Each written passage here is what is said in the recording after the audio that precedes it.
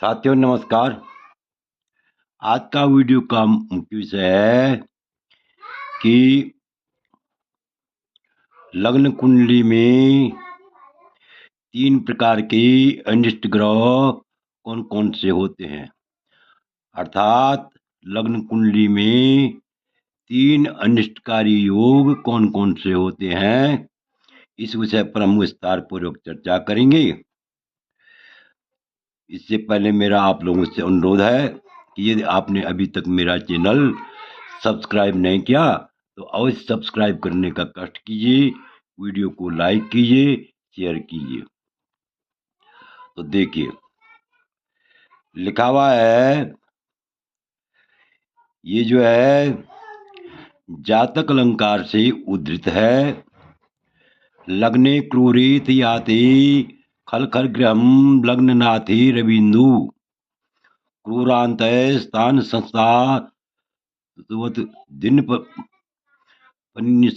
निशानाथ है धूनियु यायु भूमिपुत्रस्तु पृष्ठा दिय मधिगत चंद्रस चेन मनस्वी शांधो दुष्कर्मा पर भवन रत पुरुष क्षीण काय। ध्यान से देखिए, यहाँ पर लिखा हुआ है, इस श्लोक में से स्पष्ट होता है। तो लिखा हुआ है कि लग्न में क्रूर ग्रह हूं और लग्नेश स्वराशि को छोड़कर अन्य किसी क्रूर ग्रह की राशि में हो तो ऐसे में जो है क्या होते हैं, ये अनिष्टकारी योग बन जाते हैं। लग्न में क्रूर ग्रह नहीं होने चाहिए। यदि लग्न में क्रूर ग्रह हो और लग्नेश अपनी राशि को छोड़कर भी अन्य किसी क्रूर ग्रह की राशि में हो तो ऐसे में क्या होता है, यानी अनिष्टकारी योग बनता है। आगे देखिए, आगे क्या लिखा हुआ है, सूर्य व चंद्रमा पाप ग्रहों के मध्य में हूं। सूर्य भी और चंद्रमा भी यदि क्या हो, पाप ग्रहों के बीच में हो, वहां फंसे हुए हो तो ऐसे में भी जो है अनिष्टकारी योग होते हैं। आगे देखिए, सूर्य लग्न या चंद्र लग्न से सप्तम में मंगल हो, अर्थात जन्म कुंडली में लग्न से या चंद्र लग्न से, यानी लग्न से या चंद्र लग्न से सप्तम में क्या हो, मंगल हो और बुध पृष्ठोदय राशि में हो। पृष्ठोदय राशि किसे कहते हैं, ध्यान से सुनिए। मेघ, वृक, कर्क, धनु और मकर, ये 5 राशियां क्या होती हैं, पृष्ठोदय राशि होती है।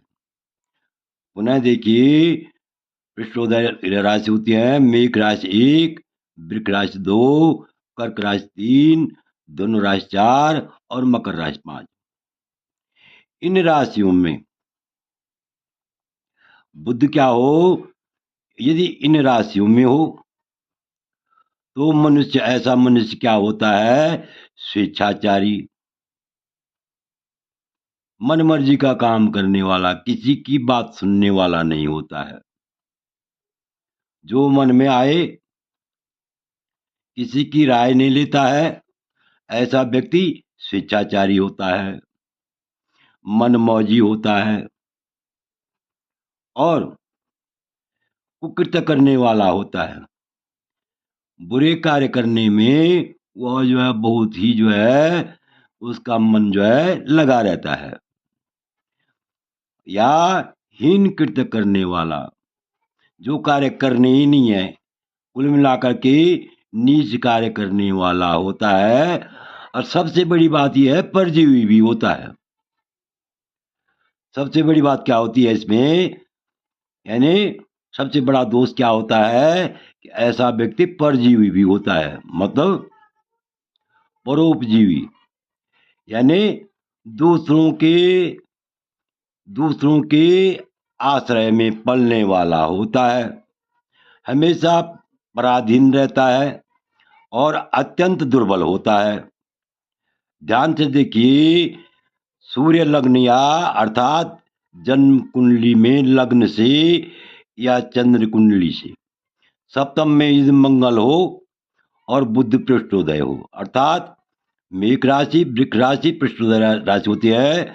मेष राशि, वृक राशि, कर्क राशि, धनु राशि और मकर राशि यहाँ हो तो मनुष्य क्या होता है, स्वेच्छाचारी होता है, मनमौजी होता है और बुरे कार्य करने वाला होता है, कुकर्मी होता है और हीन कृत्य मतलब नीच कार्य करने वाला होता है और दूसरों पर आश्रित रहता है।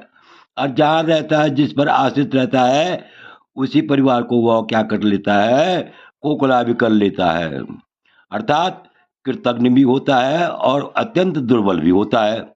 आगे देखिए, यदि लग्नेश स्वयं पाप ग्रह में हो और वह लग्नेतर स्थान में स्वराशिका को छोड़ करके किसी पाप राशि में बैठा हो तो भी जो है प्रथम योग घटित होता है।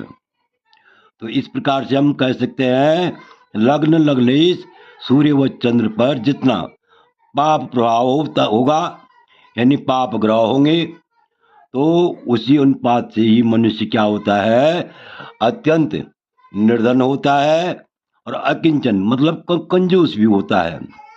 क्या होता है, कंजूस भी होता है और असहाय होता है तथा पीड़ित होता है। तो ध्यान से देखिए, इस प्रकार से आप समझ गए होंगे कि सूर्य लग्न या चंद्र लग्न से सप्तम में मंगल हो और बुध पृष्ठोदय राशि में हो, मेघ वृक कर्क दोनों मकर में हो, तो मनुष्य जो है स्वेच्छाचारी होता है, मनमौजी होता है और इनको कृत्य करने वाला होता है, नीच कर्म करने वाला होता है और दूसरों पर आश्रित रहता है और स्वयं भी क्या करता है, वो स्वयं भी वह जहाँ खाता है वहीं खोता है। तो इस प्रकार से यह अनिष्टकारी योग होते हैं। लग्नेश, यदि लग्नेश स्वयं पाप ग्रह से युक्त हो और लग्नेतर स्थान में स्वराशि को छोड़कर किसी पाप राशि में बैठ गया हो, तो इस प्रकार से जो है ये अनिष्टकारी, ये भी क्या होते हैं, अनिष्टकारी योग होते हैं। तो इस प्रकार से आशा है कि आप इस वीडियो को भली बात समझ गए होंगे। आपसे अनुरोध है कि यदि आपको यह वीडियो अच्छा लगे तो मेरे चैनल को अवश्य सब्सक्राइब कीजिए, वीडियो को लाइक कीजिए, शेयर कीजिए। वीडियो देखने के लिए बहुत बहुत धन्यवाद। विशेषकर मैं उन लोगों का, उन सज्जनों का अत्यंत आभारी हूँ, कृतज्ञ हूँ जो मेरे वीडियो को नियमित रूप से देख रहे हैं। तो सबसे बड़ी बात यह है कि लग्न का, यानी लग्न में क्रूर ग्रह नहीं होने चाहिए। सबसे बड़ा जो है अनिष्टकारी योग ऐसे होते हैं, अनिष्टकारी योग ऐसे होते हैं कि लग्न में क्रूर ग्रह नहीं होने चाहिए।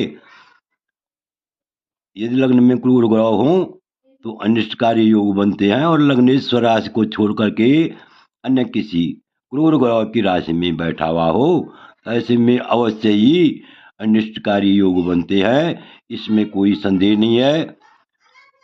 पुनः वीडियो देखने के लिए बहुत बहुत धन्यवाद।